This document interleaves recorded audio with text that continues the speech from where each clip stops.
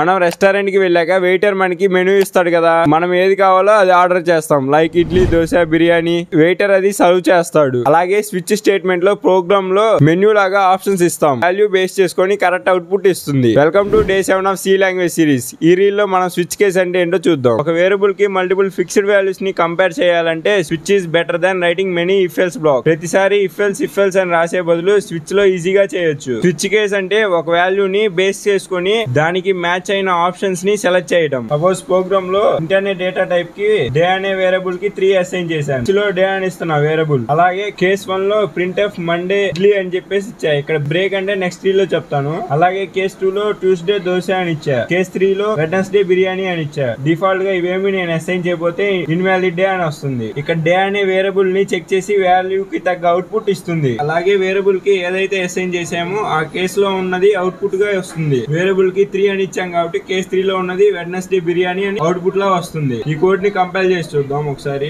ఇంకా detail notes కావాలంటే Telegram and WhatsApp channel లో అప్లోడ్ చేశాను. వాటి లింక్స్ మన పేజ్ బయోలో ఉన్నాయి, వెళ్ళి చెక్ చేయండి.